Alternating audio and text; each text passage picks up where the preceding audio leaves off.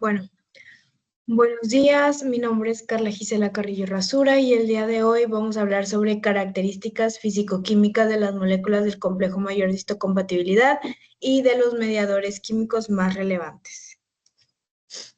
El primer subtema se llama clasificación de las moléculas del complejo mayor de histocompatibilidad, sistema HLA, y nos empieza a hablar en que hay tres tipos de moléculas. Tenemos la molécula de clase 1, que su abreviación es HLA1, que tiene una cadena pesada unida a la beta 2 microglobulina y en el surco de unión a péptidos, el cual está formado por A1, por alfa 1 y alfa 2, presenta polimorfismos genéticos. Es para péptidos de 8 a 10 aminoácidos, o sea, péptidos pequeños. Y luego es la imagen la que está aquí. Si nosotros vemos, está conformado por alfa 1, alfa 2, alfa 3 y tiene una microglobulina que es beta 2, que es esta moradita, y su surco de unión es aquí donde están estos puntos de colores. Después tenemos a la molécula de clase 2 o HLA2, la cual tiene dos cadenas, la alfa, que es la amarilla, y la beta, que es la azul. Está codificada por genes y en el surco de unión a péptidos, que es aquí igual donde están los puntos, está más abierto y está formado tanto por alfa 1 como por beta 1. Y el que estemos abierto nos ayuda a que entren o que puedan estar péptidos más largos, desde 13 a 25 aminoácidos. Se expresan principalmente células presentadoras de antígenos y ambos, tanto HLA1 como HLA2, son altamente polimórficos con muchos alelos conocidos. Después, por otro lado, tenemos a las moléculas de clase 3, HLA3, que no son moléculas de presentación antígena. Aquí es importante hacer esa diferencia. El HLA1 y el HLA2 sí son de presentación antígena y el HLA3 no. Son proteínas con funciones inmunorreguladoras y de inflamación. Estas incluyen citocinas, componentes del complemento, proteínas de choque térmico y su función va a ser regular la respuesta inflamatoria y su expresión va a ser secretada en el torrente sanguíneo. Como quiera ahorita, la configuración de HLA1 y HLA2 lo vamos a ver más adelante. La importancia clínica, bueno, está asociada estos pueden estar asociados a enfermedades autoinmunes, por ejemplo, los alelos del HLA específicos como el HLA-B27, está asociado a espondilitis anquilosante, la cual también se llama espina de bambú, porque lo que hace es que no haya como suficiente flexión, entonces los pacientes batallan mucho para flexionar, o sea, está como su espina o su columna como si estuviera completamente unida, no hay flexiones.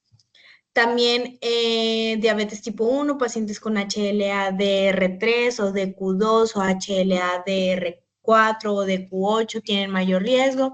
Artritis reumatoide, enfermedad celíaca. Casi todos los pacientes con esta enfermedad van a presentar HLA-DQ2 o HLA-DQ8. El mecanismo, los alelos HLA van a presentar fragmentos propios, como las proteínas del páncreas en la diabetes, como si fueran peligrosos, y esto va a generar como se va a generar como una enfermedad autoinmune.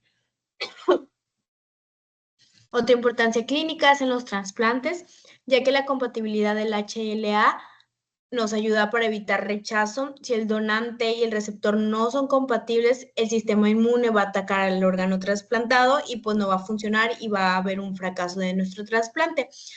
Existe una solución que es hacer un tipaje del HLA, que este es un análisis y esto nos ayuda a buscar una buena compatibilidad. Se dice, o bueno, un dato importante es que entre hermanos hay un 25% de probabilidad de compatibilidad total. O sea, siempre va a haber compatibilidad porque son hermanos, pero total quiere decir que tengan los mismos HLA. Y pues bueno, esto es muy buena estadística.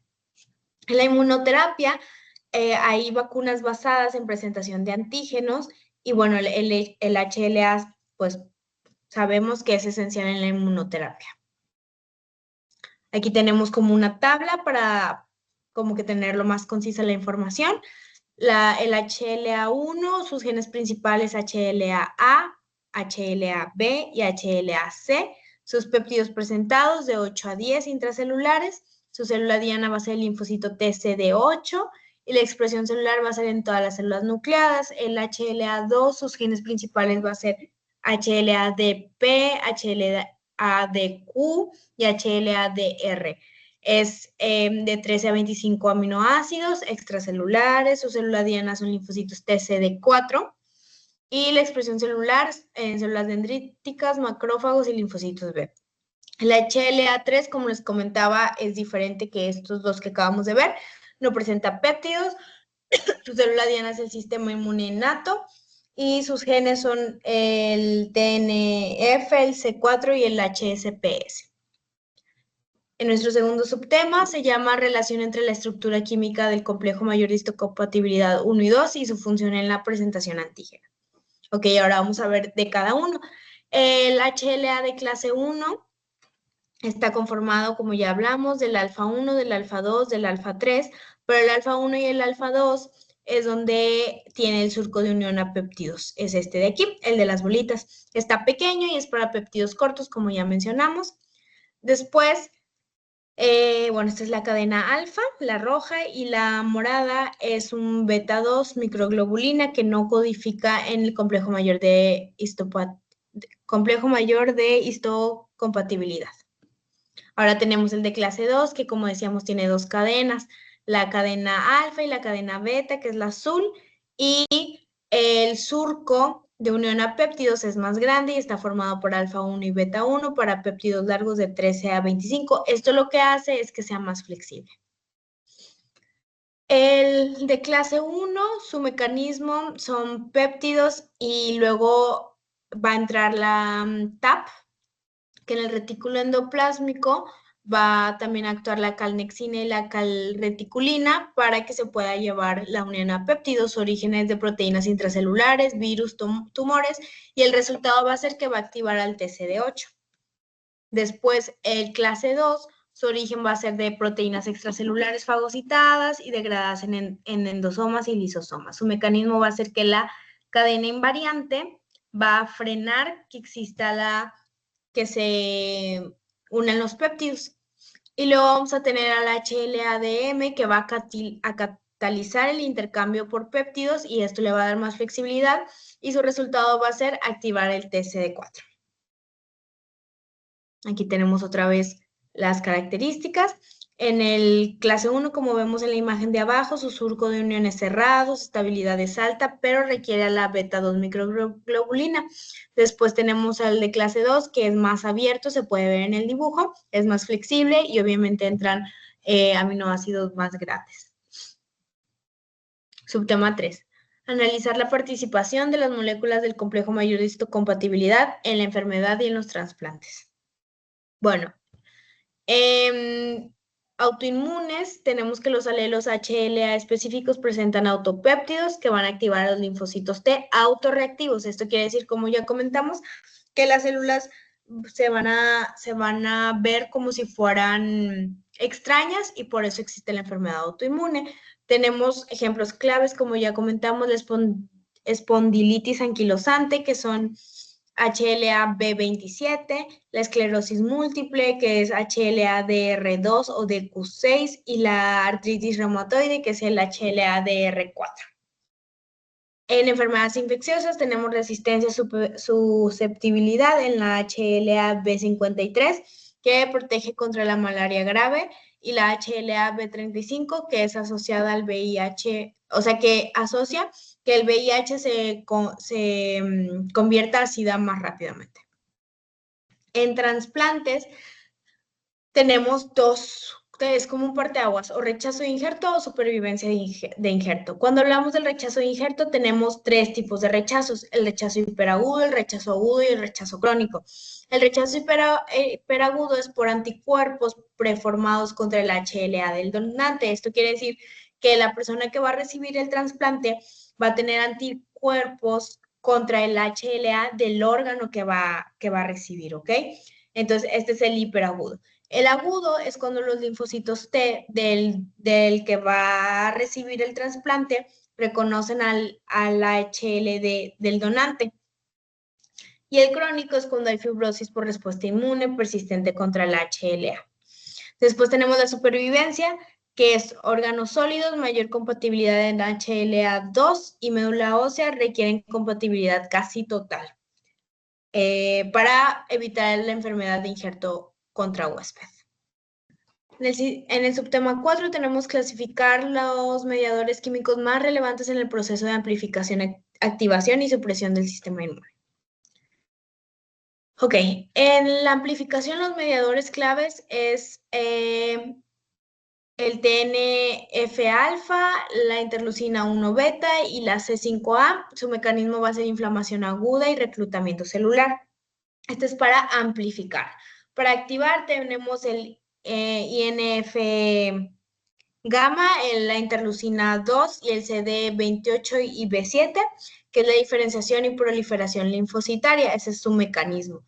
Y en la supresión tenemos a la interleucina 10, al TGF-beta, a la CTLA4, y eso lo que va a hacer va a ayudarnos a la tolerancia inmunológica y la resolución.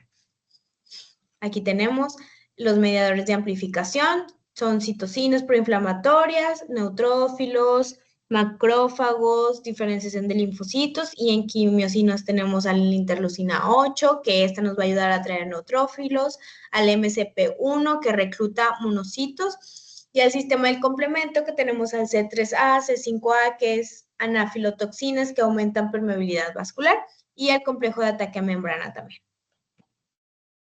En mediadores de la activación inmune, como ya comentamos, tenemos a los interferones, que su función es activar macrófagos y aumentar la expresión del complejo mayor de histocompatibilidad 2, a las interleucinas de linfocitos 2 y 12, y a las señales coestimuladoras CD28, CD40 y CD40L, ¿ok? Aquí tenemos más o menos cómo funciona, que está la célula dendrítica y entran ya en juego la interleucina 12 y la interleucina 2, para que se secrete el interferón, y luego hay estímulos persistentes que causan el granuloma o la fibrosis. Los mediadores de supresión inmune, tenemos a las citocinas antiinflamatorias interleucina 10, TGF-beta, y tenemos checkpoints inmunitarios. Esto quiere decir que son puntos donde se revisa o donde se lleva a cabo la revisión inmune. Tenemos el CTLA4, que es muy importante, el PD1, el PDL1, y metabolitos inmunosupresores tenemos a la IDO y a la adenosina. Y ya por último, como subtema 5, tenemos evaluar la participación de los mediadores químicos en las enfermedades infecciosas autoinmunes y neoplásicas. Tenemos enfermedades infecciosas, que los mediadores proinflamatorios serían factor de necrosis tumoral alfa, interferón gamma, interleucina 8, y mediadores supresores interleucina 10 en las fases crónicas, o sea, cuando ya se convirtió en un proceso crónico. En autoinmunes tenemos la interleucina 17, que es muy importante, el factor de interferón gamma y la interleucina 6 como proinflamatorios, y como supresores la interleucina 10 y al TGF-beta.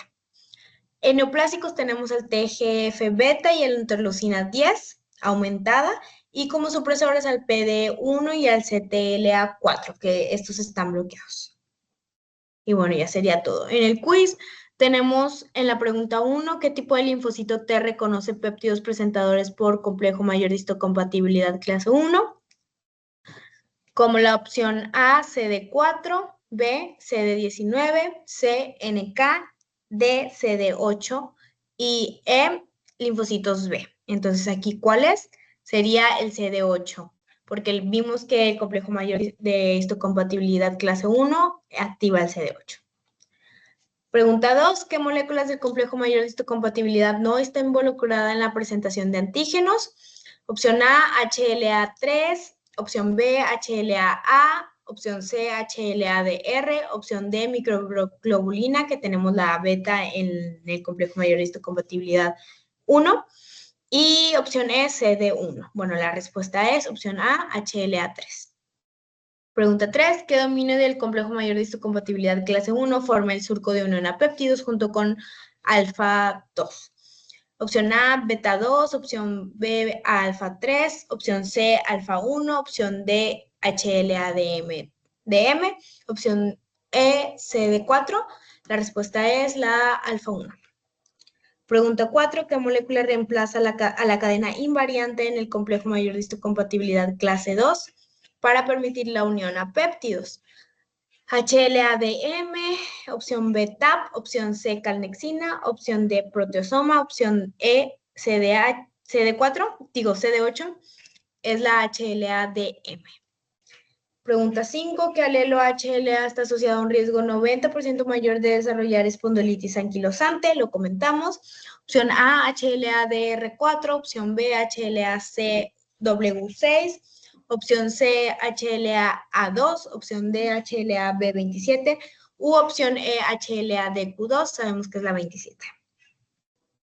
Pregunta 6. ¿Qué tipo de rechazo de trasplante es mediado por anticuerpos preformados contra HLA del donante? Opción A, crónico, B, hiperagudo, C, agudo, D, celular, E, tardío. Sabemos que es la opción B, hiperagudo.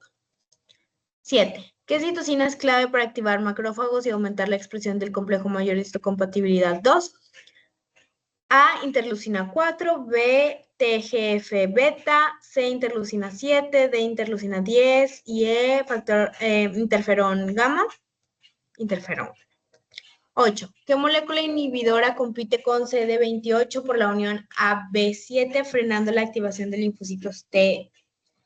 A, CTLA4, B, PD1, C, CD40, D, ICOS, E o X40 es la primera.